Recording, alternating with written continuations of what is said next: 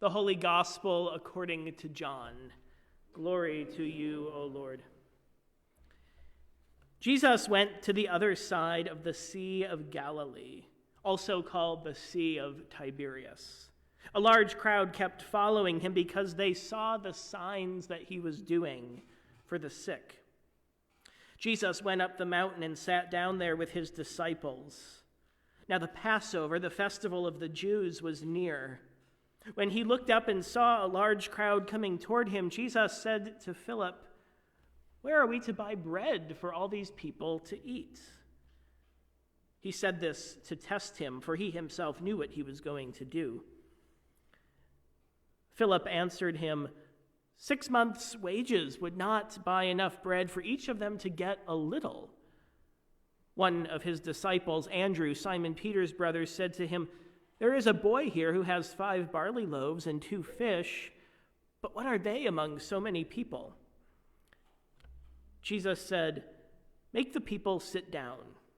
Now there was a great deal of grass in the place, so they sat down, about 5,000 in all. Then Jesus took the loaves, and when he had given thanks, he distributed them to those who were seated. So also the fish, as much as they wanted. When they were satisfied, he told his disciples, "Gather up the fragments left over so that nothing may be lost." So they gathered them up, and from the fragments of the 5 barley loaves left by those who had eaten, they filled 12 baskets. When the people saw the sign that he had done, they began to say, "This is indeed the prophet who is to come into the world." When Jesus realized that they were about to come and take him by force to make him king, he withdrew again to the mountain by himself. When evening came, his disciples went down to the sea, got into a boat, and started across the sea to Capernaum. It was now dark, and Jesus had not yet come to them. The sea became rough because a strong wind was blowing. When they had rowed about 3 or 4 miles, they saw Jesus walking on the sea and coming near the boat, and they were terrified. But he said to them, "It is I. Do not be afraid." Then they wanted to take him into the boat, and immediately the boat reached the land toward which they were going. The Gospel of the Lord. Praise to you, O Christ. You may be seated.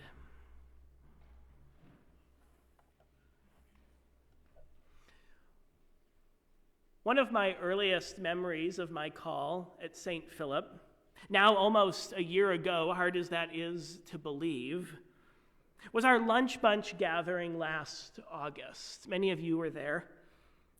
I hardly knew any of you by that point, after only a week on the job, just 2 days after my first Sunday. But I remember gathering on the lawn for a beautiful sunny summer Tuesday. Our chairs circled up, probably about 20 or 30 of us in all, and socially distanced, of course. There was such joy in being together that day.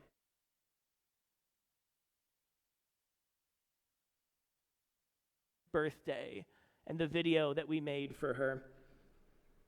There was no agenda, no expectations that afternoon, just being together as the St. Philip family. There is a miracle in the simple act of gathering.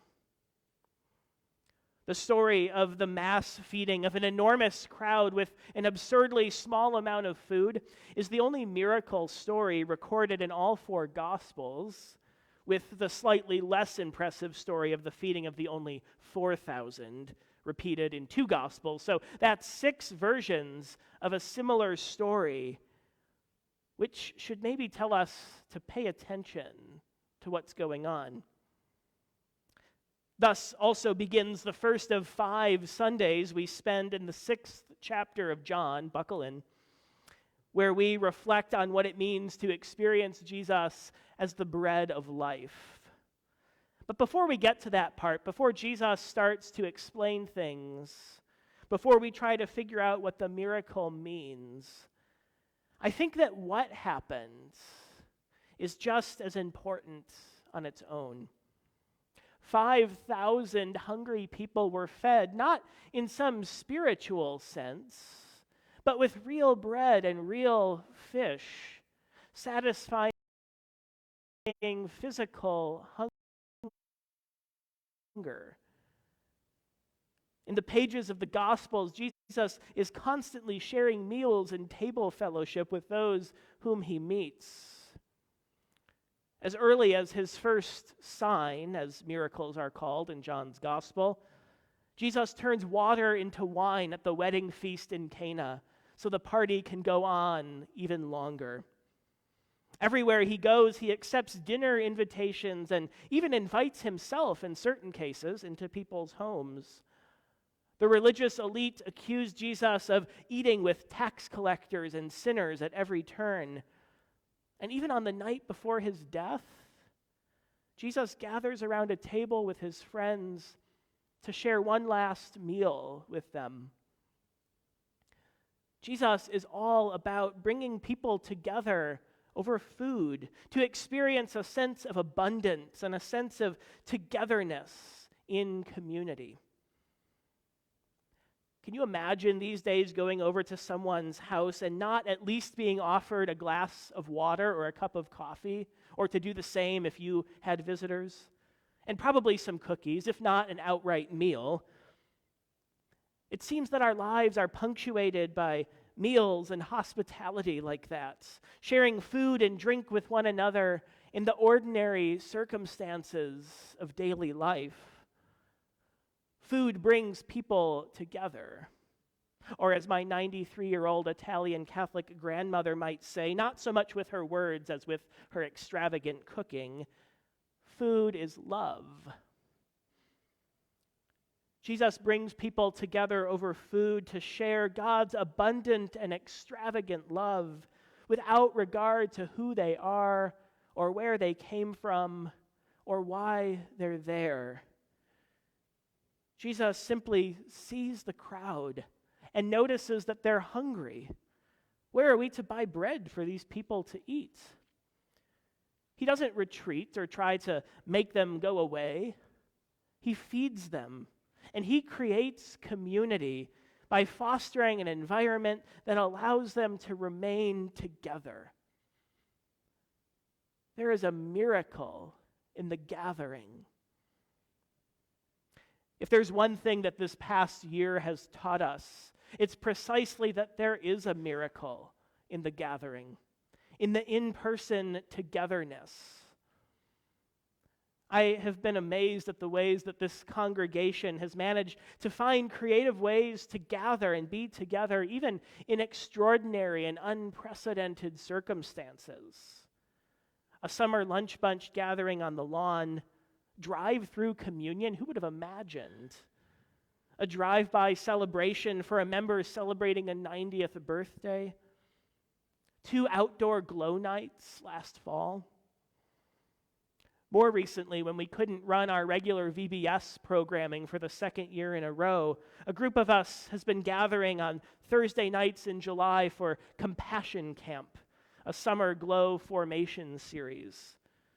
The first night we gathered, now a few weeks ago, as I sat on my couch at home scrolling through some of the pictures I had taken that night, I realized that this was the first time in over a year, since the middle of Lent 2020, that our kids and families have been able to gather in the fellowship hall to share a meal together, to hear a Bible story, and to play and pray and be together. There is a miracle in the gathering. Today, on this first of 5 Bread of Life Sundays, we rest in that miracle. The abundance of loaves and fishes and community and grace. We don't need to understand or analyze it.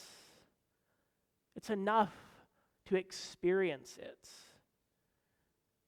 Jesus calls us to be together, to come to the table, to share a meal of grace and love in abundance, where all are invited and fed without regard to who we are or where we came from or why we're here today.